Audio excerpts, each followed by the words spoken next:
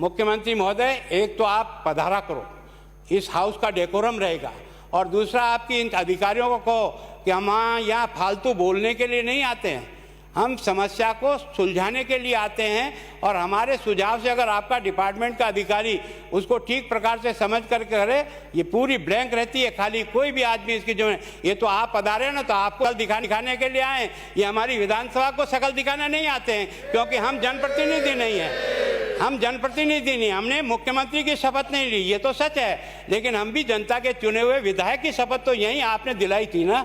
तो हम लोग क्या, इतने लोग जो आते हैं वो कोई अपने दिल दिमाग से काम करने के लिए नहीं आते, हम आपकी मदद करने के लिए नहीं आते, हम ये चाहते हैं कि इस प्रकार का जो बर्ताव हो रहा है ना, ये बर्ताव उचित नहीं है। मैं आपसे फिर विनम्र प्रार्थना कर रहा हूँ, इस हाउस का डेकोरम खत्म हो रहा है, कम हो रहा है, और मैं चाहता हूं कि ये केवल और केवल जादूगिरी दिखाने से बजट नहीं बनता है।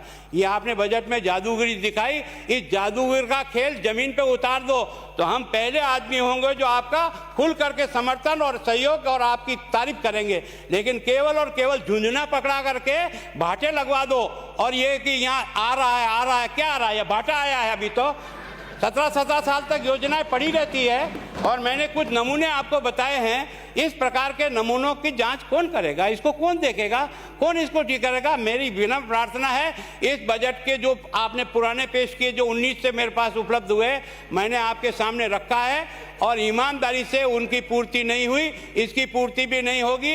ये भी वैसा ही है जैसा केवल झुंझुना पकड़ा करके लोगों को केवल भाव आने के लिए तैयार कर दो, सच्चाई से बहुत दूर है, बिल्कुल जनता को गुमराह करने वाला है।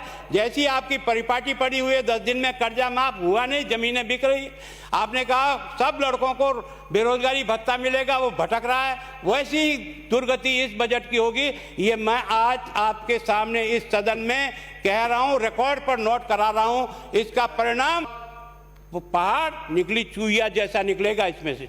अध्यक्ष महोदय, एक 15/3/22 का एक आदेश निकला है, वो निकाला है हमारे कानाराम जी, निदेशक शिक्षा विभाग। इसको पढ़ करके आपको ताली बजाने का अर्थ समझ में आ जाएगा। ये आदेश ये है, विद्यालय क्रमोन्नत के प्रस्ताव शिक्षा मंत्रालय भारत सरकार के निर्धारित प्रपत्र में उपलब्ध कराने का क्रम करें। इसका मतलब सेकेंडरी से हायर सेकेंडरी बनाने का 100% पैसा केंद्र सरकार ने अपनी योजना में देकर के आपको तो डायरेक्शन दिया है। आप हमने 3000 कर दिए, क्या कर दिए? ये तो केंद्र सरकार की योजना के तहत आपने ये प्रस्ताव बना के उनको भेजना है, और उसके तहत होता है। आप ये बजाओ ताली, ये बजाने चाहिए। मैं फिर आपसे बहुत विनम्र प्रार्थना कर रहा हूँ, अब आपको एक जैसे बजाओ ताली, आप सब लोगों ने कहा बजाओ ताली, मैं आपको कह रहा हूँ, अब ये जो आदेश है ना, ये आपकी ताली को बजा रहा है।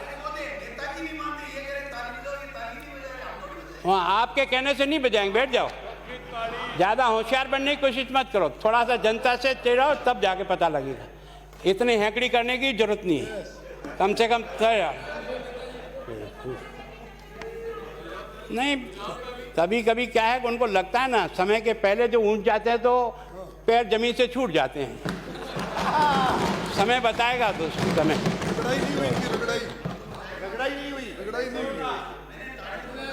सार्वजनिक क्षेत्र के ये जितने उपक्रम हैं, अब आपको नाराजगी तो होती है, लेकिन इन हाथियों को बांध करके डूबने से क्या अच्छा है।